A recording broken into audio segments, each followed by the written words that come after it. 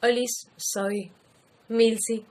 Y bueno, sí, ya sé que hace 1 millón de años que no subo video, pero supongo, quiero creer que volví, jaja, y que voy a empezar a subir videos más seguido. Y esas cosas que en realidad a nadie le importa. Hoy quiero hablar de un tema bastante interesante que es el ocio y el no hacer nada y bla bla. Y toda la culpa que por ahí manejamos con el tema de no hacer nada todo el día, ponerle o en toda la semana o lo que sea. Cosa que nos tendemos a sentirnos muy culpables cuando no hacemos cosas que sean, comillas, productivas para este mundo, para la sociedad, para consumo, etcétera. O sea, cuando no vamos a trabajar, cuando no estamos estudiando, cuando no estamos aprendiendo, no sé, una habilidad nueva, entrenando, haciendo ejercicio, bueno, bla. Todas estas cosas que están relacionadas con el mercado y el consumo y toda esa cuestión súper hermosa. Entonces lo que tenía ganas de hacer, porque me pintó, o sea, tipo, hace poco tuve que estudiar este tema y me parecía súper interesante. Entonces, nada, tipo, me pinta a hablar de esto porque, qué sé yo, capaz que hay alguien que se está re torturando en su casa porque no está haciendo nada y en realidad no deberías torturarte tanto. Y yo te voy a explicar más o menos por qué. Bueno, de lo que voy a hablar es sobre el FMS ocio y cómo fueron cambiando sus significados a lo largo de la historia. Tampoco es que les voy a hacer una vida cronológica del ocio, sino como los puntos muchísimo más importantes y eso. Cómo fue cambiando, qué es lo que entendemos hoy en día por ocio, cómo nos sentimos al respecto y bueno, nada, bla, esas cosas. Bueno, el ocio lo podemos definir como un conjunto de actividades que nos gustan o actividades gratificantes, como le quieran decir, que gestionamos nosotros a partir de nuestro tiempo libre. Y es algo que elegimos enteramente nosotros qué es lo que vamos a hacer con ese tiempo de ocio, por así decir. Hoy en día igual el concepto de ocio es más o menos reemplazado por el tiempo libre y el tiempo liberado, que son el tiempo libre es el tiempo que está o sea, el tiempo no atado a lo que es trabajo, escuela, weas obligatorias, pero que sí puede estar atado a cuestiones cotidianas, tipo, no sé, te tenés que bañar, tenés que, no sé, ir al supermercado a comprar papel higiénico o algo de eso. Y en el tiempo liberado entraría el tiempo liberado, literal, en el que no tenés nada que hacer, en el que no tenés estas obligaciones que no están puntualmente atadas a tus obligaciones tipo institucionales, por así decir, pero sí a tu vida diaria. Entonces en el tiempo liberado gestionamos y hacemos lo que nos pinta, básicamente. Entonces, nada, digamos como que la palabra ocio quedó un toque dejada de lado con estas dos definiciones. De todas formas vamos a hablar del ocio porque es una palabra que la mencionamos permanentemente y que en nuestras cabezas está todo el tiempo, no sé si en todo el mundo, ¿no? Pero, qué sé yo, a mí me suele torturar bastante toda la cuestión del ocio y de decir, no estoy siendo productivo, qué sé yo, bueno, bla, en fin. Cuestión, que el ocio es un concepto que fue cambiando a lo largo de la historia bastante, muchísimo. Vamos a la antigua Grecia. Hay que más o menos ubicarnos que en la antigua Grecia tenía una formación socioeconómica esclavista, entonces había personas esclavizadas y hombres libres, no medio como no se mandan las mujeres porque sociedad es machista, porque no me sorprende. Pero bueno, en fin, cuestión que el ocio era algo que podía disfrutar solo el hombre libre. Entonces ahí nos damos cuenta de la relación súper cercana que tenía en esa época al menos el ocio con la esclavitud. Porque medio como que si no habían esclavos, no habían hombres libres, así tipo con tanto tiempo de libertad como para disfrutar del ocio. Lo que creían en la antigua Grecia era que el ocio era un momento para razonar, para pensar, para buscar respuestas, tipo movida mambo filosofar, ¿no? Buscar respuestas a cosas, pensar, razonar, etcétera. Estaba totalmente enfocado en eso. Y bueno, además también englobaba un toque, un enfoque de género, porque era como que el tiempo de ocio era algo que disfrutaba el varón, el hombre libre. Los griegos tenían 3 elementos importantes del ocio. El tiempo, que era para la elevación y observación de la cultura. El fermento intelectual, que era la búsqueda de explicaciones. Y por último, el seguimiento de un ideal. Todo eso era como importante en el concepto de ocio, o eran como los 3 pilares del concepto de ocio de los griegos. Nos movemos a el Imperio Romano. Entonces, en el Imperio Romano, el concepto de ocio era muchísimo más diferente y medio, yo diría, hasta un poquitito similar a lo que por ahí pensamos hoy en día y a la vez no tanto, no sé, bueno, ya van a ver. Durante el Imperio Romano, el concepto de ocio era bastante diferente al concepto que tenían los antiguos griegos al respecto, y estaba muchísimo más pegado a la idea de los festejos, las festividades, los espectáculos, el entretenimiento. El ocio era el entretenimiento.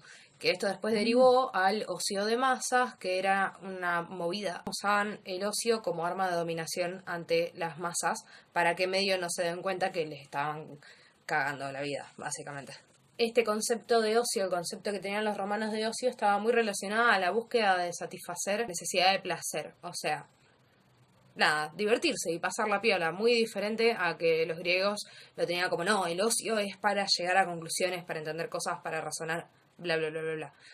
Para los romanos era como, nah, yo me quiero divertir, jaja. Ahora vamos a movernos a la bella caída del Imperio Romano, que ahí la iglesia dijo, ajá, se cayó el Imperio Romano, es hora de dominar el mundo, y medio como que lo hicieron igual, pero bueno, en fin. Cuestión que acá la iglesia dijo, bueno, yo voy a llenar este vacío institucional que generó el Imperio Romano, la caída del Imperio Romano, así que ahora yo digo cómo se hacen las cosas y yo digo lo que es el ocio y lo que no es el ocio.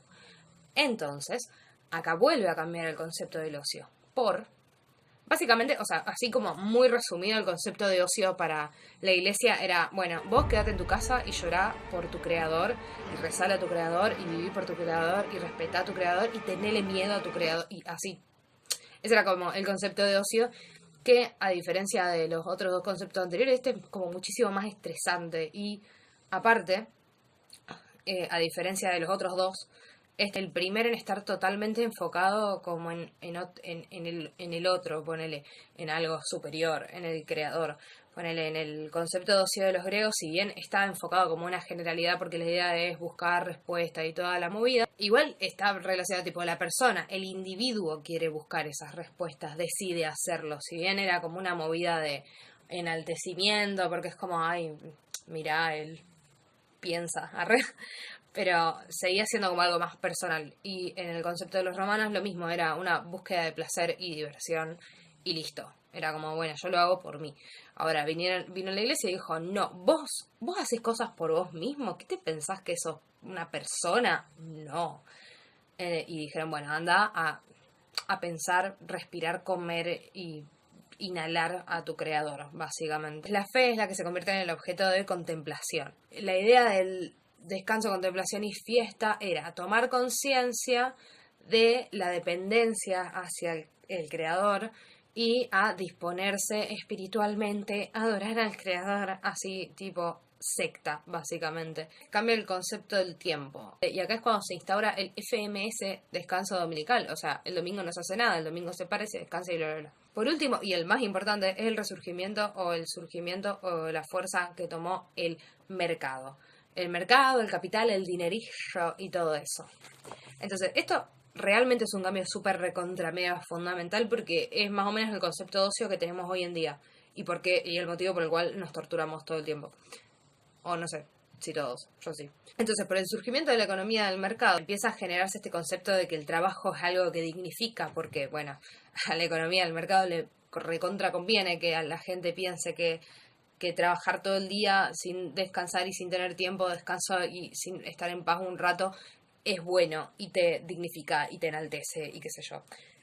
Que de todas formas, ese es un concepto que en la actualidad se sigue manejando bastante seguido. Yo he escuchado muchas veces a lo largo de mi vida el concepto, o la idea, o la frase, o lo que sea, de que el trabajo dignifica. Lo que terminó pasando fue que se puso al trabajo acá y al ocio acá. Y tipo, si vos tenías tiempo de ocio o sucedía que tenías tiempo libre y no hacías nada, entonces eras un ocioso horrible, vago de mierda, etc. O sea, era como, el trabajo dignifica y el ocio es un pecado, es horrible, es una mierda, bla, bla, bla. Se empieza a convertir en un concepto como pecaminoso, como condenado, como que no está bueno, no está bueno, no está bueno, no está bueno. O sea, básicamente es eso. Entonces, esto venía desde dos dimensiones. La dimensión económica, que obviamente, tipo, obvio, que es la economía deseaba que la gente no tenga tiempo de ocio. Era como, ¿qué te pasa? Necesito dinero. Y después la moral de todas estas cosas también, convengamos que la parte de la iglesia fue marcando ahí, fue preparando un poquito el piso para esta situación, porque con el tema de la iglesia y qué sé yo, se empezaron a instaurar las culpas, el concepto de pecado, que está bien, que está mal, si sos malo, y toda esa cuestión que pesó y empezó a ver todo como una moralidad y bla, bla, bla. Entonces eso pesa muy fuerte en la gente. Nada, tipo, dijeron, no, el ocio es una mierda. Y bueno, es más o menos ese el concepto que manejamos hoy en día, como que las personas ociosas, o sea, muchas veces hasta se usa como un peyorativo, decir ocioso. O que el tiempo de ocio o cosas así son algo que está mal. ¿A qué llego con todo esto? Que en realidad el ocio no es tan malo.